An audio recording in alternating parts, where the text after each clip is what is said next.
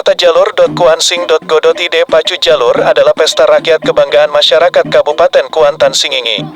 Pacu Jalur berawal abad ke-17, di mana waktu itu jalur merupakan alat transportasi utama warga desa di Rantau Kuantan, yaitu daerah di sepanjang Sungai Kuantan yang terletak antara Kecamatan Hulu Kuantan di bagian hulu hingga Kecamatan Cerenti di bagian hilir. Saat itu memang belum berkembang transportasi darat. Akibatnya jalur itu benar-benar digunakan sebagai alat angkut penting bagi warga desa, terutama digunakan sebagai alat angkut hasil bumi. Kemudian muncul jalur-jalur yang diberi ukiran indah, seperti ukiran kepala ular, buaya, atau harimau, baik di bagian lambung maupun selembayungnya. Perubahan tersebut sekaligus menandai perkembangan fungsi jalur menjadi tidak sekedar alat angkut, namun juga menunjukkan identitas sosial. Sebab, hanya penguasa wilayah, bangsawan, dan datuk-datuk saja yang mengendarai jalur berhias itu. Baru pada 100 tahun kemudian, warga melihat sisi lain yang membuat keberadaan jalur itu menjadi semakin menarik, yakni dengan digelarnya acara lomba adu kecepatan antar jalur yang hingga saat ini dikenal dengan nama Pacu Jalur. Awalnya, Pacu Jalur diselenggarakan di kampung-kampung di sepanjang Sungai Kuantan untuk memperingati Hari Besar Islam. Namun, seiring perkembangan zaman, akhirnya Pacu Jalur diadakan untuk memperingati Hari Kemerdekaan Republik Indonesia. Oleh karena itu, Pacu Jalur diadakan sekitar bulan Agustus. Dapat digambarkan saat hari berlangsungnya Pacu Jalur, kota Jalur bagaikan lautan manusia. Terjadi kemacetan lalu lintas di mana-mana, dan masyarakat yang ada di perantauan akan terlihat lagi. Mereka akan kembali hanya untuk menyaksikan acara ini. Biasanya jalur yang mengikuti perlombaan bisa mencapai lebih dari 100. Menurut masyarakat setempat, jalur adalah perahu besar, terbuat dari kayu bulat tanpa sambungan dengan kapasitas 45-60 orang pendayung atau anak pacu. Perlombaan yang konon sudah ada sejak tahun 1903 ini menjadi agenda tetap pemerintah Provinsi Riau untuk menarik wisatawan Nusantara maupun mancanegara untuk berkunjung ke Riau, khususnya di Kabupaten Kuantan Singingi. Pada masa penjajahan Belanda, Pacu Jalur diadakan untuk memeriahkan perayaan adat, kenduri rakyat dan untuk memperingati hari kelahiran Ratu Belanda Wilhelmina yang jatuh pada tanggal 31 Agustus. Kegiatan Pacu Jalur pada zaman Belanda dimulai pada tanggal 31 Agustus sampai dengan 1 atau tanggal 2 September. Perayaan Pacu Jalur tersebut dilombakan selama 2-3 hari, tergantung pada jumlah jalur yang ikut pacu.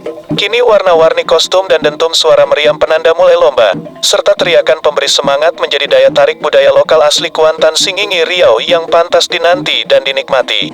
Fungsi tukang dari tukang tari atau yang disebut anak joki selain memberikan nuansa keindahan, juga sebagai pemberi informasi kepada anak pacuan tentang posisi haluan jalur sekaligus memberikan semangat. Dan, ketika anak joki berdiri menghadap ke belakang itu bertanda memberikan semangat kepada anak pacu.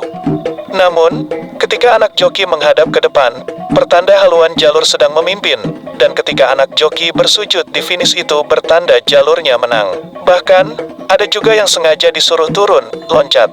Itu menandakan jalur dalam keadaan terancam dan si tukang tari harus loncat agar dapat mengurangi beban jalur saat potensi pendayung lagi on fire. Itulah sebabnya tukang tari tersebut berdiri sembari menari-nari dan meliuk-liuk. Selain itu, ada juga yang disebut sebagai tulang onjai yang kurang lebih memiliki tugas dan fungsi yang sama dengan tukang tari. Bedanya tukang onjai berada di bagian belakang perahu atau pendayung, sedangkan tukang tari berada di depan. Pacu Jalur sendiri adalah sejenis lomba dayung tradisional khas daerah Kuantan Singingi, Kuansing, yang hingga sekarang masih ada dan berkembang di Provinsi Riau. Pembuatan jalur. Dikutip dari sumber riauonline.co.id, menyaksikan prosesi pembuatan jalur atau perahu menjadi daya tarik tersendiri bagi wisatawan yang tengah melancong ke Kuantan Singingi. Setiap ritual yang dilakukan syarat dengan makna filosofis. Menurut Kepala Dinas Pariwisata dan Ekonomi Kreatif Provinsi Riau, Fahmizal, pengerjaan sebuah jalur biasanya dilakukan secara massal oleh sebuah kelompok masyarakat. Di Kuantan Singingi ini, ada ritual-ritual tertentu yang dilakukan masyarakat. Ritual tersebut memiliki nilai-nilai luhur budaya atau syarat dengan makna filosofis, katanya. Misalnya, ada semangat kebersamaan serta jiwa gotong royong yang sudah dimulai dari mencari dan menentukan pohon kayu di rimba yang akan dijadikan jalur. Biasanya jenis kayu yang dicari itu jenis kayu kure dan banio untuk dijadikan jalur. Selain tahan lama, jenis kayu ini ringan, lurus dan panjang, sehingga bisa diisi sampai 60 pendayung, terang Fahmizal. Saat menebang kayu, prosesi ritual mistik oleh sang pawang mulai dilakukan agar pohon yang ditebang terhindar dari roh jahat. Biasanya untuk membuat sebuah jalur, dibutuhkan setidaknya 5 orang ahli jalur. Dan umumnya pembuatan bisa memakan waktu hingga 2 bulan. Sedangkan untuk biaya prosesi pembuatan jalur, sepenuhnya berasal dari dana swadaya masyarakat sendiri.